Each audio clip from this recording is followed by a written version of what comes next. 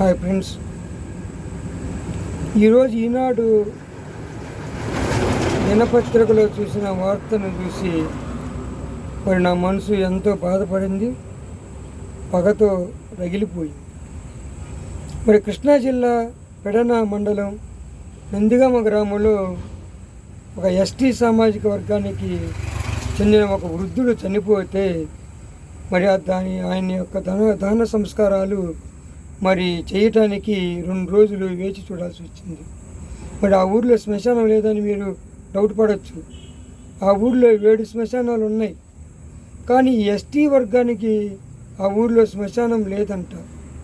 అంటే ఆ ఊర్లో ఉన్న నా కొడుకులు మరి కులానికి ఒక శ్మశానం కావాలని కోరుకున్నారేమో, కానీ మరి ఆ గ్రామంలో ఆ ఎస్టీ వర్గానికి మరి శ్మశానం లేదని మరి 2 రోజులు మరి దహన సంస్కారాలు వేచి చూడాల్సి వచ్చింది.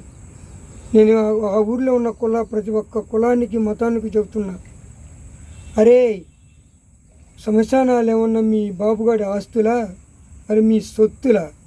మీరు ఎక్కడి నుంచో తీసుకొచ్చారా? మీరు కొన్నారా? ఎందుకురా ఇలాంటి దుర్మార్గ ఆలోచనలు నా కొడకల్లారా?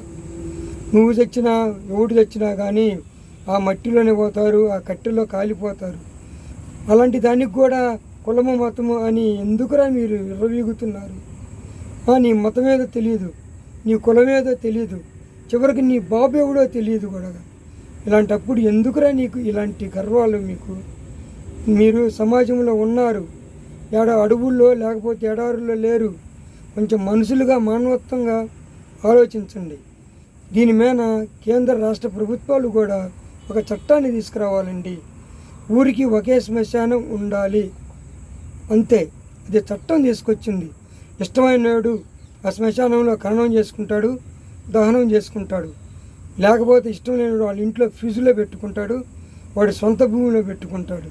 అంతేగాని కులానికి అడిగినోడికల్లా మీరు శ్మశానాలు రాసిచ్చి మరి అన్ని రాష్ట్రం మొత్తం శ్మశానం, దేశం మొత్తం శ్మశానాలుగా మార్చొద్దని కేంద్ర ప్రభుత్వాన్ని, రాష్ట్ర ప్రభుత్వాన్ని నేను గట్టిగా హెచ్చరిస్తున్నా.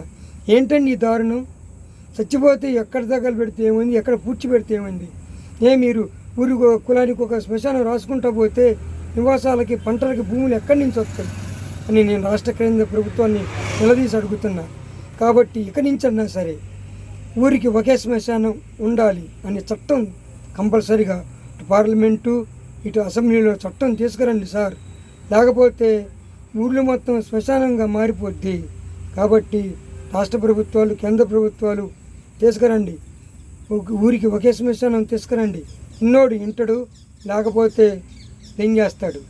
అంతేగాని మీరు ఇట్లా అడిగిన కులానికల్లా శ్మశానం రాసి మరి ఇంత మానవత్వాన్ని కించపరచమాకండి సార్. ఈ వీడియో నచ్చితే లైక్ చేయండి, షేర్ చేయండి, మరి లైక్ చేసుకోండి. బాయ్.